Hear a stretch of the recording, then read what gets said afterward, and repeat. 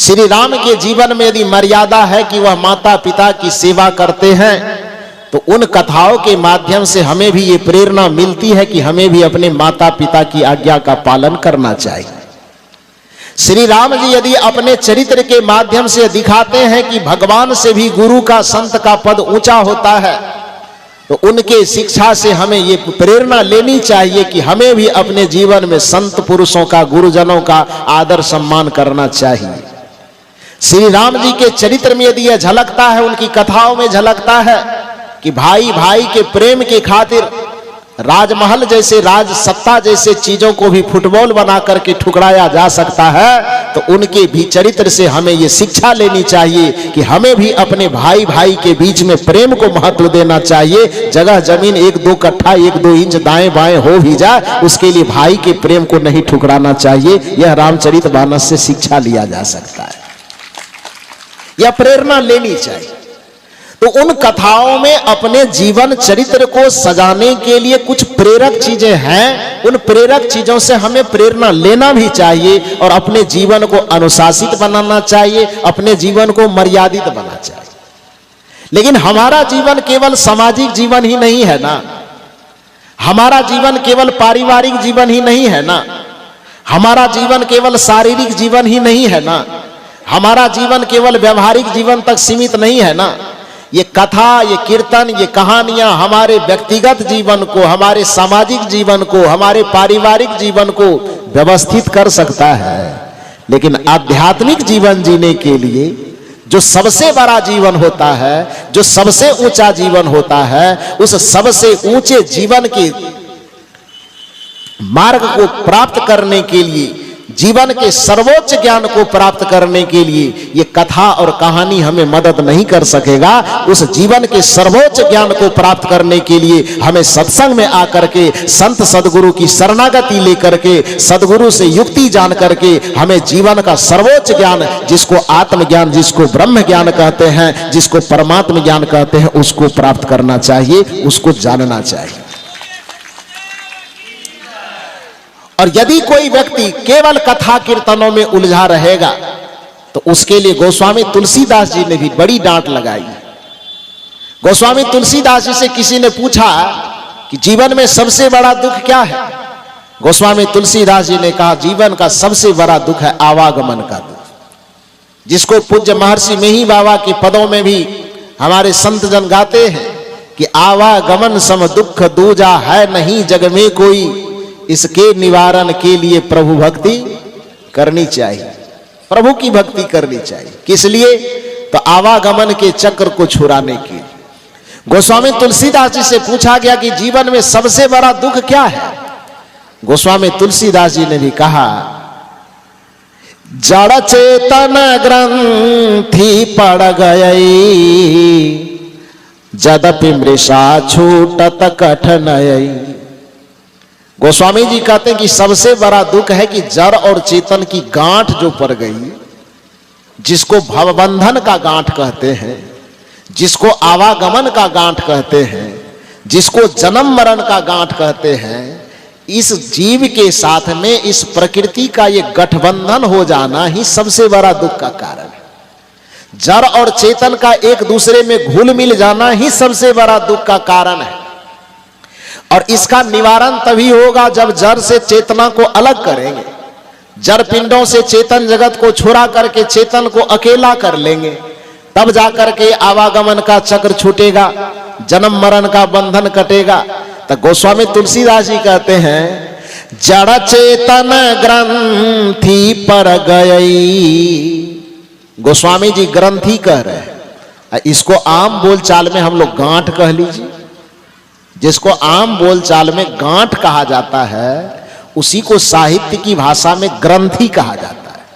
तो गोस्वामी जी कहते हैं कि जड़ चेतन ग्रंथि पड़ गई, अजदपि मृषा छूटत कठिनाई। यद्यपि जड़ और चेतन की गांठें मिथ्या है, किंतु छूटना बड़ा कठिन है, ये बंधन का खुलना बड़ा कठिन है।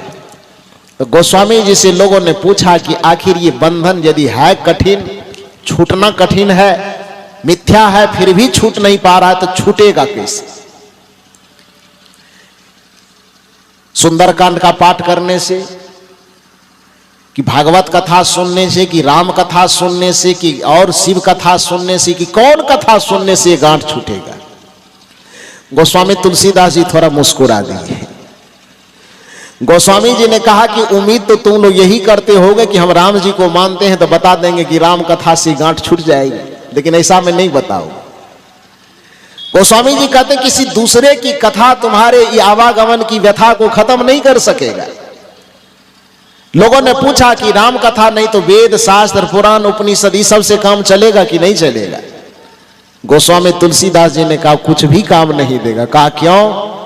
वेदों में, शास्त्रों में, उपनिषदों में, पुराणों में कोई रास्ता नहीं बताया गया। गोस्वामी जी कहते हैं बताया बहुत गया, लेकिन उसको बताने वाले लोगों ने अपने स्वार्थ में आकर के उसमें ऐसा ऐसा पेंच लगा दिया है कि आवागमन का चक्र छूटने की वजह और उलझता चला गया। सुनिए रामचरितमानस में क्या कहा जा रहा है। श्रुति पुराण बहु कहे पाई, छुटई न अधिक अधिक अरुझाई। क्या अर्थ करेंगे इसका? इसका कौन सा अर्थ करेंगे? श्रुति पुराण बहु कहे उपाय, जीव के दुखों से निवृत्त दिलाने के लिए, जीव को आवागमन का चक्र छुड़ाने के लिए श्रुतियों में, पुराणों में, कथाओं में, शास्त्रों में उपाय तो बहुत बताए गए, लेकिन उस उपाय को किसी आत्मज्ञानी महापुरुष से जाने बगैर, कथाकारों के पास जाकर के, पंडितों के पास जाकर के, केवल अक्षरों के विद्वानों के पास जाकर के यदि हम उनसे पूछेंगे तो गोस्वामी जी कहते हैं कि छुड़ाने के बजाय और क्या करता है? अधिक अधिक अरुझाई। समझ रहे हैं ना? ऐसा मत कहिए कि कबीर साहब ही केवल कहते हैं वेद शास्त्र काम नहीं देगा। वो गोस्वामी जी को भी कहना पड़ रहा है कि श्रुति पुराण बहु कहे पाई, छुटई न अधिक अधिक अरुझाई। गोस्वामी जी से पूछा गया कि सब चीज उलझाने वाला है तो अभी तक कोई सुलझा है कि नहीं सुलझा है? गोस्वामी जी ने कहा हाँ सुलझा है।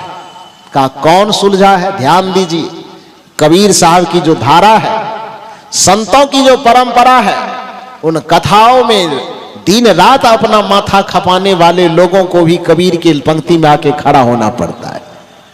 गोस्वामी तुलसीदास जी कहते हैं कि सुलझा है। कहा कौन? गोस्वामी जी कहते हैं आत्म अनुभव सुख सुप्रकाशा, तब भव भेद भरम सब नासा। गोस्वामी जी कहते हैं कि जो शास्त्रों की कथाओं से अपना पिंड छुड़ा करके, पुराणों से, वेदों से, शास्त्रों से अपना पिंड छुड़ा करके आत्म अनुभव सुख सुप्रकाशा, जो आत्म अनुभूति के मार्ग पर चला है, जो आत्मज्ञान के मार्ग पर चला है, उसी के जीवन में सुख का परम प्रकाश होगा और उसके जीवन से भय, भरम और भवसागर का सदा के लिए अंत हो जाएगा और वह आवागमन के चक्कर से मुक्त हो जाएगा। अब इस जगह जो किसी व्यक्ति को यह लगता है कि आत्मज्ञान, आत्मज्ञान की रट केवल कबीर साहब लगा रहे हैं, गोस्वामी जी तो खाली अयोध्या भेज रहे हैं, तो इस पंक्ति में आप जब दोनों को मिलाएंगे, कबीर साहब कह रहे हैं आत्म ज्ञान बिना नर भटके, कोई मथुरा कोई काशी रे, गोस्वामी जी कह रहे हैं आत्म अनुभव सुख सुप्रकाशा, तब भव भेद भरम सब नासा। इस आत्मज्ञान के पास में तुलसीदास जी और कबीर के विचार में अंतर है कि एकता है? आत्मज्ञान के मामले में कबीर साहब का विचार अलग और गोस्वामी जी का विचार अलग है कि दोनों का विचार एक लग रहा है। इस बात पे दोनों सहमत है कि आत्मज्ञान की प्राप्ति के बिना कोई व्यक्ति चाहे कि हमारे जीवन के आवागमन का चक्र छूटेगा तो नहीं छूटेगा। थोड़ी देर के लिए आपको लगे कि गोस्वामी जी और कबीर से हट करके भी इनका उदाहरण कोई हो सकता है क्या? जिसको हम जगत गुरु शंकराचार्य कहते हैं। जगत गुरु शंकराचार्य से भी पूछा गया कि आप बताइए कि शास्त्रों से, पुराणों से, कथाओं से, कीर्तनों के माध्यम से हमारे जीवन का उद्धार होगा कि नहीं होगा? हम ब्रह्मत्व की प्राप्ति करेंगे कि नहीं करेंगे? परम शांति मुक्ति की प्राप्ति करेंगे कि नहीं करेंगे? जगत गुरु शंकराचार्य ने कहा रुको मैं बताता। विवेक चूड़ामणि नाम का उनका एक प्रसिद्ध ग्रंथ है शंकराचार्य जी का। उसको यदि किसी को पढ़ने का मौका मिला हो तो जानते होंगे।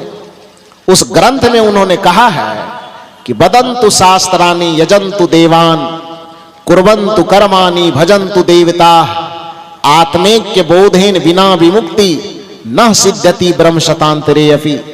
अर्थ क्या करेंगे इसका?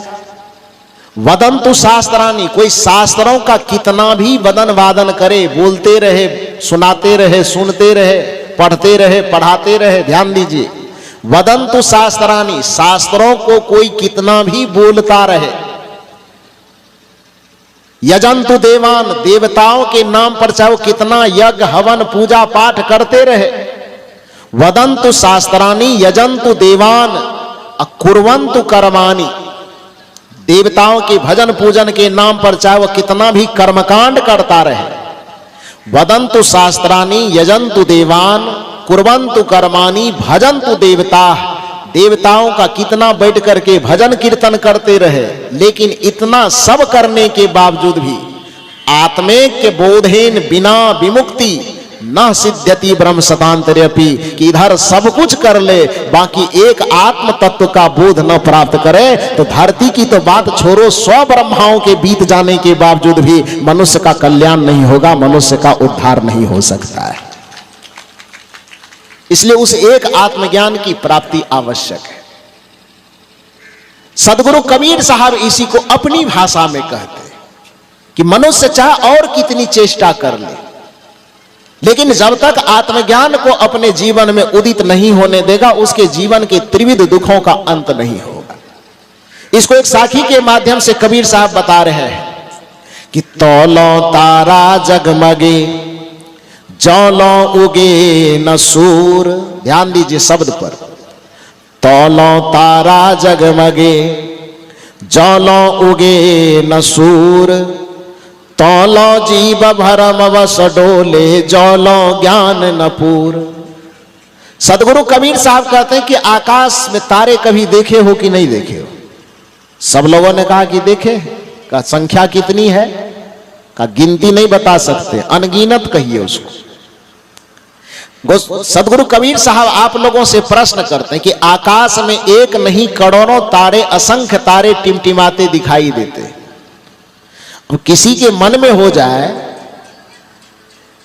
कि सूर्य को आने नहीं दिया जाए, रात्रि बनी ही रहे और उस तारा को हमें भगाना है, आसमान से खाली करवाना है, अतिक्रमण मुक्त करवाना है, तो आप बताइए कि उस तारा को भगाने के लिए हम सब लोग कौन प्रयास करें जो तारा भाग जाए? नीचे से एक एक ढेला उठा लेंगे, डराएंगे तारा को, तारा भागेगा कि नहीं भागेगा? आए? और जगह के लोगों के डर से भागे कि ना भागे, बकोड़ वाला से भाग जाए तो बताइए सरपंच साहब, भागेगा? नहीं भागेगा। कबीर साहब कहते हैं कि आसमान में असंख्य तारे दिखते हैं, बताओ कि उस असंख्य तारों को ढेला से भगाया जा सकता है? नहीं भागेगा। लाठी डंडा के डर से नहीं भागेगा, राइफल बंदूक के डर से नहीं भागेगा, तोप के डर से नहीं भागेगा। प्रत्येक आदमी, धरती के जितने आदमी अपने हाथ में एक एक एटम बम ले, लेकिन मारेंगे तो उड़ा करके ही छोड़ेंगे। एटम बम के डर से तारा भी हंसने वाला होगा तो ऊपर से हंसेगा, कैसा पागल हो, हमको उड़ाने के चक्कर में तुम ही उड़ जाओगे नहीं कहेगा। तो एटम बम से भी वो डरने वाला नहीं है। करोड़ों उपाय कर लेने के बावजूद भी आसमान से टिमटिमाते तारे को हटाने का कोई उपाय नहीं हो सकता है। लेकिन कोई उपाय हम करें न करें, बस एक काम हो जाने दें कि आसमान में सूरज को निकल जाने दें, तब क्या होगा? कहां से नोटिस भेजवाना होगा? हाई कोर्ट से कि सुप्रीम कोर्ट से? क्या करना होगा? कोई कुर्की वारंट भेजना है? नहीं, कुछ नहीं करना है, कोई उपाय नहीं, कोई परिश्रम बेकार। सूरज को आने नहीं देंगे तो इधर पूरे जिंदगी भर कितना उपाय करते रह जाए, तारा को हम भगा नहीं सकते हैं। लेकिन कुछ भी न करें, केवल सूरज को आसमान में आ जाने दें, तो सूरज के आ जाने मात्र से सारे टिमटिमाते तारे कहां छुप जाएंगे, खोजने पर भी नहीं मिलेगा। उसी तरह से हे मनुष्य, आपके भी जीवन में दुखों और समस्याओं के, परेशानी, उलझनों और पीड़ाओं के लाखों करोड़ों तारे जो टिमटिमा रहे हैं, उसको भगाने के लिए आप इधर करोड़ों उपाय कर लो, लेकिन जब तक अपने हृदय में आत्मज्ञान का सूरज नहीं उगने दोगे, तब तक आपके जीवन से दुखों का तारा बंद नहीं होगा। दुखों का तारा टिमटिमाते रहेगा, बंधन का तारा टिमटिमाते रहेगा, अशांति का तारा टिमटिमाते रहेगा, समस्या का तारा टिमटिमाते रहेगा। जैसे तारा को टिमटिमाना बंद करवाना है तो कुछ मत करो, केवल सूरज को आसमान में आ जाने दो। उसी तरह से आपको अपने जीवन के बंधनों का, दुखों का, समस्याओं का तारा यदि बंद करना है तो अपने जीवन में और कोई काम करो न करो, केवल हृदय में आत्मज्ञान का सूर्योदय हो जाने दो, आपके भी जीवन के दुखों का अंत हो जाए, आपके भी जीवन के परेशानी का अंत हो जाए। आपको लग रहा है कि कबीर साहब ही केवल ये उदाहरण समझा रहे हैं, क्योंकि सबके माथा में तो एक बात जरूर भरी हुई है कि निर्गुण और सगुण दोनों तो अलग अलग रास्ता है। लेकिन बंधन को काटने का पथ जहां पर भी होगा, तो चाहे वो कबीर उस रास्ते से ले जाए कि गोस्वामी जी ले जाए, सबको वही रास्ता से ले जाना होगा। क्योंकि प्रकृति ने इस संसार में, चाहे वो सगुण को मानने वाला हो कि निर्गुण का मानने वाला हो, भोजन करेगा तो नाक से करेगा कि मुंह से करेगा? ऐसा तो नहीं ना होगा, कहेगा हम सगुण को मानते हैं, हम निर्गुण को मानते हैं, तो सगुण वाला मुंह से खाएगा, निर्गुण वाला नाक से खाएगा। ऐसा भी है कोई विधान क्या? जब भी दुनिया के चीजों को देखने की जरूरत पड़ेगी, तो ऐसा तो नहीं है ना कि सगुण वाला आंख से देखेगा, निर्गुण वाला कान से देखेगा। देखने की जरूरत जब भी पड़ेगी, तो चाहे वह सगुण वाला हो कि निर्गुण वाला हो, राम वाला हो कि कृष्ण वाला हो कि कबीर वाला हो कि मेही वाला हो कि दुनिया के और किसी वाला हो, देखने की जरूरत जब भी पड़ेगी तो सब कोई केवल आंख से ही देख पाएगा। सुनने की जरूरत पड़ेगी तो सब कोई केवल कान से ही सुन पाएगा। खाने और बोलने की जरूरत पड़ेगी तो सब कोई मुंह से ही खा बोल पाएगा। चलने की जरूरत पड़ेगी तो हर किसी को पैर से ही चलना पड़ेगा। कर्म करने की जरूरत पड़ेगी तो हर किसी को हाथ से ही कर्म करना पड़ेगा। उसी तरह से चाहे राम को माने, कृष्ण को माने, शिव को माने, कबीर को माने, लेकिन कल्याण का रास्ता जब भी तय होगा तो आत्मज्ञान के रास्ते से होगा। इसके अलावा दूसरा कोई रास्ता नहीं, चाहे कोई हो। इसी बात को जो मैं अभी बता रहा हूं कि केवल सूर्योदय होने मात्र से तारे का टिमटिमाना बंद होगा, यही उदाहरण बिल्कुल ज्यों का त्यों उदाहरण कबीर साहब का उदाहरण उठा करके गोस्वामी तुलसीदास जी ने भी रामचरितमानस में दिया है। कैसे सुनाऊं उदाहरण? सुनिए। गोस्वामी तुलसीदास जी कहते, कबीर साहब का तो आपने सुन लिया कि तौलो तारा जगमगे जोलो उगे नसूर, तौलो जीव भरम वश डोले जोलो ज्ञान नपूर। तो कबीर साहब तो ये तुलसीदास जी महाराज से 300 साल पहले हुए थे ना।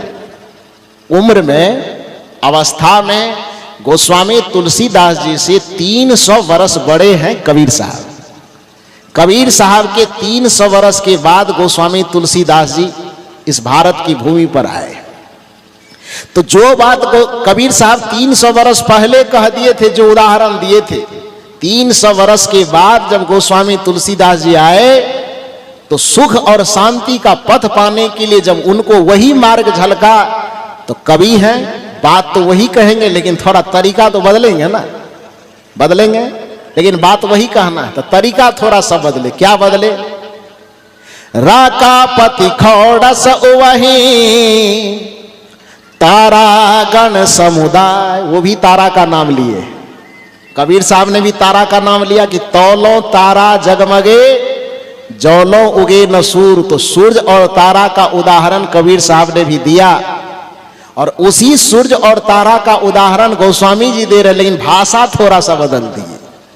तौलो तारा, ये कबीर साहब का उदाहरण है, और गोस्वामी जी का उदाहरण राका पति खौडस वही तारा गण समुदाय सकल गिरिन दबलाइए रवि बिन रात न जाए। इसका मतलब क्या करेंगे आप? गोस्वामी जी कहते हैं कि राका पति खौडस वही। राका का मतलब क्या होता है? राका मन रात होता है, दिवस मन दिन और राका मन रात, और राका के साथ पति शब्द जुड़ा हुआ है। पति का मतलब क्या होता है? आप लोगों से पूछे पति का मतलब? सामान्य अर्थ में यह जानते हैं कि जिससे विवाह हुआ है उसको पति कहा जाता है, लेकिन पति का मतलब ये विवाह तिवाह से लेना देना नहीं होता है। पति का सीधा सा अर्थ होता है स्वामी, पति का सीधा सा अर्थ होता है मालिक। इसलिए जिसके पास में लाख रुपए की संपत्ति होती है उसको लोग क्या बोलते हैं? लाखपति कह देंगे नहीं, यानी लाख रुपए के, यानी लाखों की संपत्ति के मालिक है ये, इसलिए उसको लाखपति बोला जाता है। जिसके पास करोड़ों की संपत्ति हो लोग उसको क्या बोलते हैं? करोड़पति बोलते हैं। अरबों की संपत्ति हो तो लोग उसको अरबपति बोलते हैं। और यदि कोई पूरे राष्ट्र का स्वामी हो, राष्ट्र का मालिक हो, तब उसको क्या बोला जाता है? राष्ट्रपति बोला जाता है। तो पति और पत्नी का मतलब केवल स्त्री और पुरुष से यदि बांटा जाएगा तो फिर तो अभी जो भारत देश का राष्ट्रपति कौन है, पुरुष है कि स्त्री है? यदि पति बनने का हक केवल पुरुषे लोगों को है तो द्रौपदी मुर्मू कैसे अभी राष्ट्रपति हो गया? पूरे राष्ट्र का पति है ना वो। तो पति से यदि संबंध केवल पुरुषों का होगा कि पुरुष को ही केवल पति कहलाने का अधिकार है, तो द्रौपदी मुर्मू जी जो अभी भारत देश की कौन है? वो राष्ट्रपति। तो एक स्त्री भी तो पति हो सकता है ना, केवल पुरुष ही तो पति नहीं होगा। तो यहां पति का क्या अर्थ है? पति का अर्थ यहां ना स्त्री है ना पति का अर्थ यहां पुरुष है। पति का अर्थ है जो किसी चीज पर आधिपत्य रखता हो, किसी चीज का स्वामी हो, किसी चीज का मालिक हो, उसको पति कहा जाता है। तो चूंकि पूरे राष्ट्र का वो राष्ट्राध्यक्ष है, पूरे राष्ट्र के स्वामी है, अभी पूरा देश का प्रथम नागरिक वही है, तो चाहे वह पुरुष हो चाहे वह स्त्री हो, इससे कुछ लेना देना नहीं है। वो पूरे राष्ट्र के कौन हुए? पति हुए। तो इसलिए स्त्री होने के बावजूद भी वो राष्ट्र के पति हैं, राष्ट्र के स्वामी हैं। तो इसका सीधा सा अर्थ है कि पति का अर्थ स्वामी मालिक होता है। बात समझ में आई? तो यहां गोस्वामी जी करें राका पति, तो राका माने रात, अब पति माने स्वामी। आपको पूछा जाए कि पूरे ब्रह्मांड में, पूरे आकाश में दिन का पति कौन है, तो कहेंगे सूर्य, कहेंगे ना। पूरे दिन आकाश का नियंत्रण कौन करता है? सूर्य करता है। तो दिन का स्वामी कौन हुआ? सूर्य। और रात का स्वामी, रात का पति कौन हुआ? चंद्रमा हुआ ना। गोस्वामी जी देखिए, साहित्यिक लोग कितनी छोटी बात कितना विस्तार से सिमट करके छोटा में कह देते हैं। गोस्वामी जी कहते हैं राका पति खौडस वही। खौडस मतलब 16, 16 को संस्कृत में खौडस बोला जाता है। खड़ मन 6 और 10 मन तो 10 होता ही है, 10 + 6 = 16। तो राका पति खौडस वही तारागण समुदाय सकल गिरिन दबलाइए। सकल मन सब, और गिरी मन पर्वत, और दब मन अग्नि, और लाइए मन लगाइए। भावार्थ यह है कि जैसे कबीर साहब ने आपसे पूछा कि आसमान में करोड़ों तारे टिमटिमा रहे हैं, तो उन तारों को भगाने के लिए कोई सूर्य से दुश्मनी कर ले और बाकी इधर लाठी डंडा भाला फरसा चमकाते रहे, तो तारा भागेगा? नहीं न भागेगा। यही सवाल गोस्वामी तुलसीदास जी ने भी दुनिया वालों से किया, और कहा कि कोई व्यक्ति रात्रि के अंधकार को भगाना चाहता है, किंतु उसको सूर्य से प्रेम नहीं है, सूर्य से वह दुश्मनी करना चाहता है कि हमको सूर्य नहीं लाना है, लेकिन रात्रि को हमें भगाना है। तो उसके लिए सब मिलकर के चले गए ब्रह्मा जी के पास और ब्रह्मा जी से कहा, ब्रह्मा जी हमारा एक निवेदन स्वीकार कर लीजिए, हमें सूर्य से दोस्ती नहीं करनी है, सूर्य को अपनी सभा में नहीं लाना है, लेकिन सूर्य के बगैर भी हमको रात्रि को भगाना है। ब्रह्मा जी ने कहा कि तो बड़ा मुश्किल काम बता रहे हो। लोगों ने कहा कि आप साथ दे दीजिए तो मुश्किल को आसान हम कर सकते हैं। ब्रह्मा जी ने कहा कि हमको तो लगता नहीं है, लेकिन फिर भी तुम लोग जिद कर रहे हो तो बताओ क्या क्या उपाय कर दें, कुछ कहोगे हम मदद कर सकते हैं तो करेंगे। लोगों ने कहा कि कोशिश हम ये करना चाहते हैं कि आप सूर्य को अपने जगह ढक दीजिए और रात को ही रहने दीजिए, लेकिन अंधकार को हमें भगाना है, रात्रि को भगाना है। तो इसके लिए आसमान में एक चंद्रमा तो स्वाभाविक उगा हुआ है, उसके साथ में 15 चंद्रमा को और उगा दीजिए, 16 पूर जाएगा ना।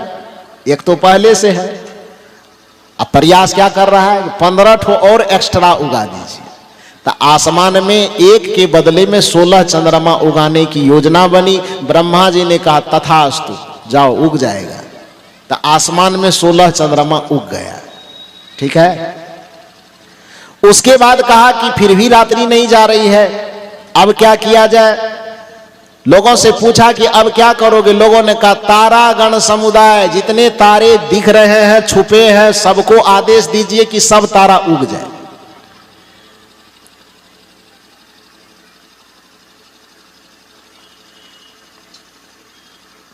ठीक है, बैठिए। ब्रह्मा जी ने कहा कि ठीक है, आदेश दिया, जितने तारे हैं सब तारों को उगा दिया गया।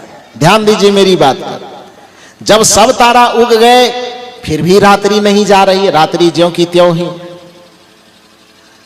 ब्रह्मा जी ने कहा कि अब क्या करोगे। लोगों ने कहा कि अभी भी हम कदम पीछे नहीं हटाएंगे। सकल गिरिन दब लाइए, पूरे पृथ्वी पर जितने पहाड़ दिखते हैं, हे ब्रह्मा जी आप आज्ञा कीजिए, वरदान दीजिए और सभी पहाड़ों में एक साथ आग लगा दीजिए। का ठीक है, लगा देते हैं। अब भगवान ही है वरदान देने के लिए। एक बार तथास्तु कहा, अब पूरे पृथ्वी पर जितने पहाड़ है, केवल भारत में नहीं, पूरे पृथ्वी में जहां जहां पहाड़ है सभी पहाड़ों में एक साथ आग लगा दीजिए। अब क्या क्या करवा लिया गया। आसमान में 16 चंद्रमा उगा लिया गया, करोड़ों तारे उगा लिए गए, धरती पर जितने पहाड़ थे सभी पहाड़ों में एक साथ आग लगा दिया गया। इतना करने के बावजूद भी यदि सूर्योदय न करवाया जाए तो रात्रि जा सकती है क्या, दिन आ सकता है क्या, नहीं ना आएगी। गोस्वामी जी कहते हैं, राका पति खोडस वही तारागण समुदाय, सकल गिरिन दबलाइए, रवि बिन रात न जाए। बिना रवि के रात्रि जा नहीं सकती, अंधकार खत्म नहीं हो सकता। ठीक उसी प्रकार से ऐसे ही बिनु हरि भजन खगेसा, मिटई न जीवन केर कलेसा। जैसे सूर्योदय के बगैर रात्रि नहीं जाएगी, अंधकार खत्म नहीं होगा, उसी तरह से जब तक तुम हरि भजन को समझोगे नहीं, हरि भजन नहीं करोगे, तब तक तुम्हारे जीवन के क्लेश का अंत, क्लेश मन पीड़ा, क्लेश मन दुख, क्लेश मन अशांति, उस क्लेश का अंत नहीं होगा। अब सवाल यह होता है कि गोस्वामी जी जो कह रहे हैं कि ऐसे ही बिनु हरि भजन खगेसा, अब मिटई न जीवन केर कलेसा, तो आखिर वह हरि किसको कह रहे हैं। हरि का मतलब क्या है। हरि नाम सुनने मात्र से लोगों का ध्यान एकदम सीधे विष्णु जी की तरफ चला जाता है, लेकिन हरि का अर्थ केवल विष्णु जी नहीं है। व्याकरण में जब आप हरि शब्द की व्याख्या पढ़ेंगे तो हरि का अर्थ सूर्य भी होता है, हरि का अर्थ बंदर भी होता है, हरि का अर्थ घोड़ा भी होता है, हरि का अर्थ मेढक भी होता है, हरि का अर्थ चोर भी होता है, हरि का अर्थ सांप भी होता है, और हरि का अर्थ संत भी होता है, गुरु भी होता है। आप कहेंगे कि हरि का अर्थ संत होता है, यह तो बात थोड़ी समझ में आ रही है, लेकिन हरि चोर को भी कहा जा रहा है, घोड़ा को भी कहा जा रहा है, बंदर को भी कहा जा रहा है, सूरज को भी कहा जा रहा है। आखिर हरि कहा क्यों गया उसको? क्योंकि हरि कहने के पीछे तर्क यह है व्याकरण का कि हरि की परिभाषा यह है कि हरंती पापानि इति च हरि, कि जो किसी भी चीज का हरण करे तो हरण करने वाले को हरि कहा जाता है। तो कहा हरण करने वाले को हरि कहा जाता है, तो सूर्य को क्यों हरि कहे? प्रश्न किया व्याकरण ने कि सूर्य को इसलिए हरि कहा गया क्योंकि जब आसमान में सूर्य निकलता है तो किसी चीज का हरण करता है कि नहीं करता है? किसका हरण करता है? अंधकार का। कि पूरे धरती पर अंधकार का साम्राज्य रहता है, लेकिन जब सूर्य निकलता है तो पूरे अंधकार का हरण कर लेता है, इसलिए सूर्य को भी क्या कहा जाएगा? हरि कहा जाएगा। एक चोर आपके घर में जाता है, आपके घर में रुपया पैसा धन दौलत रखा हुआ रहता है, सोना चांदी गहना जेवर रखा रहता है। चोर गया तो आपके घर में जाकर के बैठ के कथा करेगा वो? चोर गया तो क्या करेगा? आपके घर में रखे हुए धन का हरण कर लेगा वो। इसलिए चोर को भी क्या कहा गया? हरि कहा गया। किसी व्यक्ति को सांप काट लेगा तो सांप काटने से किसी चीज का हरण होगा कि नहीं होगा? किसका हरण होगा? आदमी के प्राण का ही हरण हो जाएगा। तो सांप के काटने से प्राण का हरण हो जाने के कारण सांप को भी क्या कहा गया? हरि कहा गया। संत आपके जीवन में आते हैं, गुरु आपके जीवन में आते हैं, तो गुरु आपके जीवन से कुछ हरण करते हैं कि नहीं करते हैं? क्या हरण करते हैं? आपके जीवन में जो अज्ञानता है, आपके जीवन में जो विषय है, आपके जीवन में जो प्रपंच है, आपके जीवन में जो पाप है, आपके जीवन में जो अवगुण है, आपके जीवन में जितनी बुराइयां हैं, सारे पाप ताप अवगुण बुराई सबका हरण ये संत कर लेते हैं। इसलिए इसको नर रूप में हरि कहा जाता है, नर रूप में परमात्मा कहा जाता है। इसलिए गोस्वामी तुलसीदास जी ने संत और गुरु की उपमा हरि से देते हुए वंदना किया है। बंदो गुरु पद कंज कृपा सिंधु नर रूप हरि, महामोहतम पुंज जासु वचन रवि करनि कर। जैसे सूर्य के किरण अंधकार का हरण कर लेता है, उसी प्रकार से सदगुरु और संतों के वचन से निकले हुए जो ज्ञान का उपदेश है, जो ज्ञान की किरणें हैं, वह ज्ञान की किरण मनुष्य के जीवन के पाप और ताप का हरण कर लेते हैं। इसलिए सदगुरु को भी हरि कहा जाता है। तो इस हरि की दो परिभाषा, व्यवहारिक अर्थ में सदगुरु को हरि कहा जाता है और पारमार्थिक अर्थ में हरंति पापानि सकलानि इति च हरि, कि समस्त पापों का हरण हो जाने के उपरांत जो एक मूल तत्व बचता है, उस मौलिक तत्व को, शाश्वत तत्व को, जिसे हम परमात्मा कहते हैं, उसको भी हरि कहा जाता है। जब गोस्वामी जी ने वहां पर कहा कि ऐसे ही बीनु हरि भजन खगेसा, मिटई न जीवन केर कलेसा। तो जब वो हरि भजन करने के लिए कहे तो हरि भजन करने का मतलब, यदि सगुण अर्थ में आप हरि का भजन करना चाहते हैं तो गुरु का भजन कर लीजिए, संत का भजन कर लीजिए। और यदि पारमार्थिक अर्थ में हरि का भजन करना चाहते हैं तो आपके हृदय में जो बैठा हुआ परम तत्व परमात्मा है, आपके हृदय में जो मुस्कुराता हुआ परम चैतन्य स्वरूप है, उसका भजन कर लीजिए। यही हरि का सच्चा भजन है कि बाहर में संत और गुरु का भजन और भीतर में बैठे उस परम तत्व परमात्मा का भजन, इसी को हरि का भजन कहा जाता है। इसी से व्यक्ति का कल्याण होगा, इसी से व्यक्ति का उद्धार होगा। कुछ लोगों को लगता है कि कबीर जैसे संत ने ही केवल गुरु और संत की उपासना करने के लिए कहा है। सगुण मार्ग में तो भगवान की ही केवल भक्ति होती, भगवान का ही पूजा होता है। रामचरितमानस का एक उदाहरण मैं देता हूं आपको। महाराज दशरथ का नाम तो आपने सुना होगा। महाराज दशरथ कौन है? भगवान श्री राम जी के पिता है ना। भगवान होना ही कठिन है, और किसी को भगवान का पिता होने का गौरव मिले तो वो कितनी गौरव की बात है, और गौरव की बात है कि नहीं। महाराज दशरथ जो भगवान के पिता हैं, उनसे किसी व्यक्ति ने पूछा, रामचरितमानस का अयोध्या कांड में जाकर के पढ़िएगा जो मैं बता रहा हूं ये प्रसंग।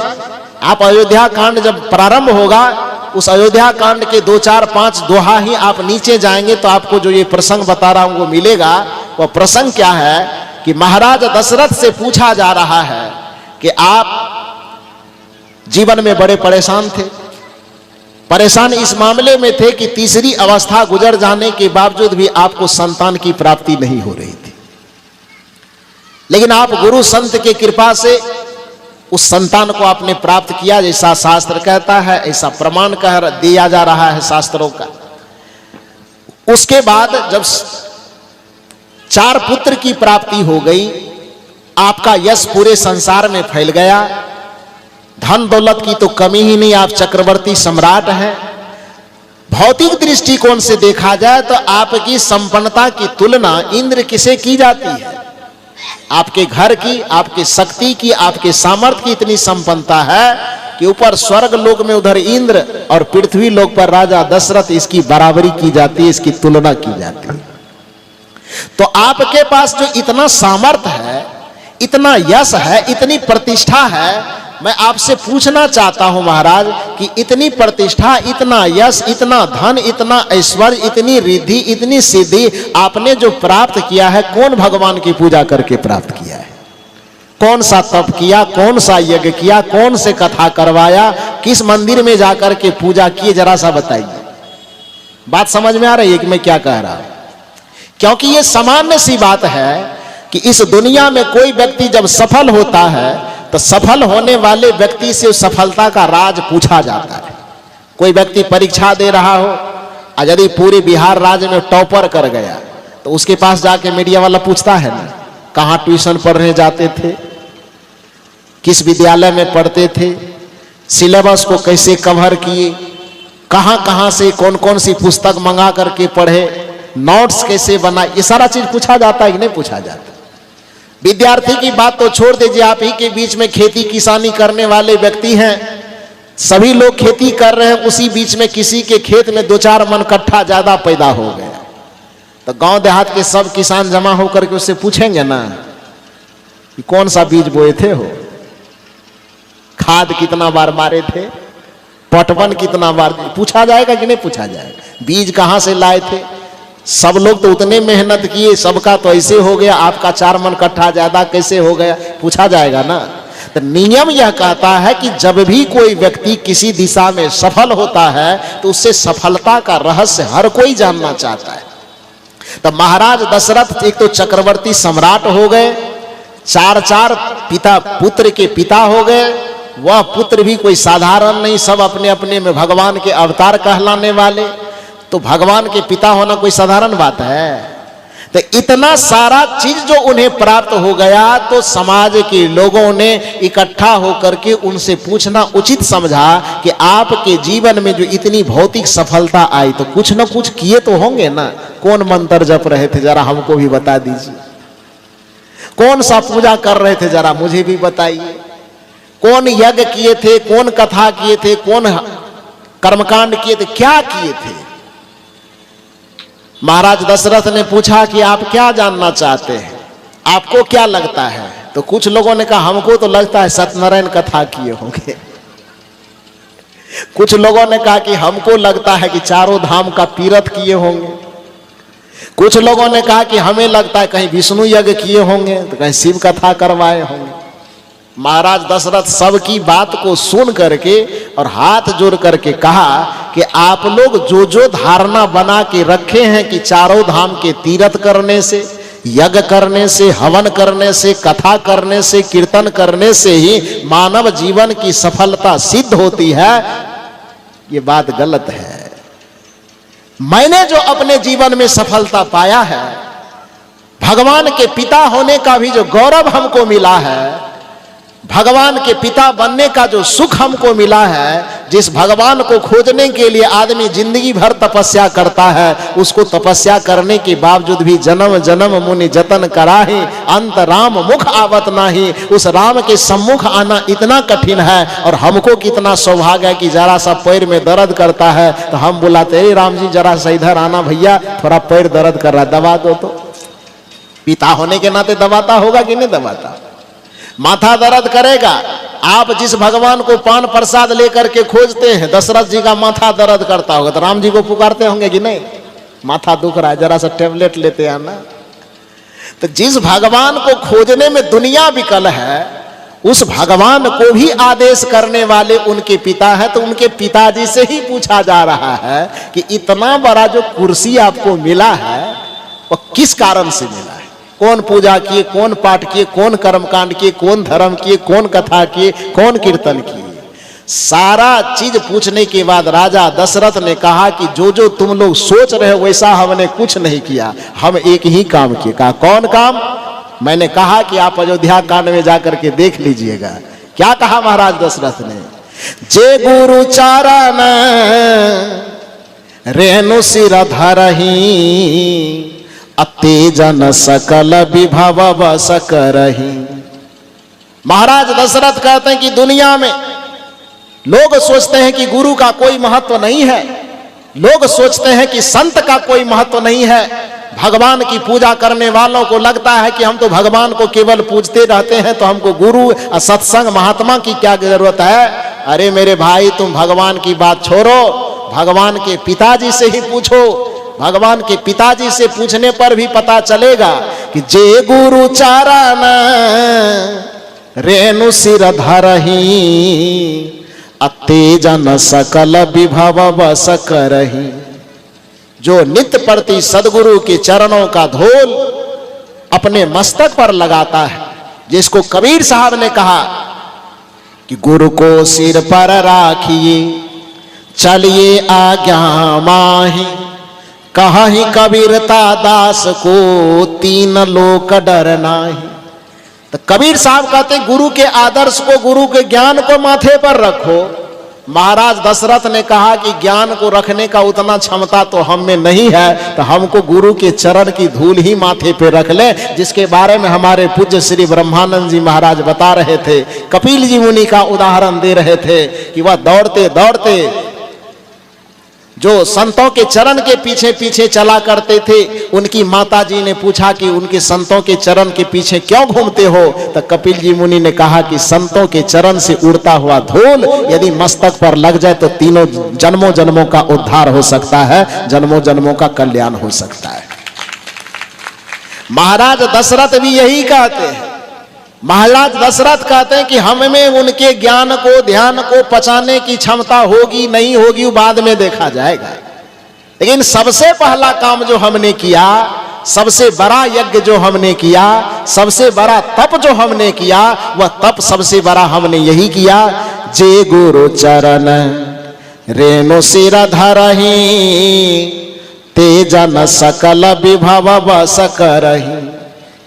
केवल मेरी बात नहीं, जो भी मनुष्य इस व्रत को इस निभाएगा, जीवनचर्या में गुरु को शामिल करेगा, गुरु की भक्ति को शामिल करेगा और गुरु के चरण रज को अपने मस्तक पर लगाएगा, महाराज दशरथ कहते तेजन सकल विभव बस करही। वह आदमी, सकल मन सब, भौतिक आध्यात्मिक सब, धार्मिक आध्यात्मिक सब, व्यवहारिक पारमार्थिक सब, इहलौकिक पारलौकिक सब।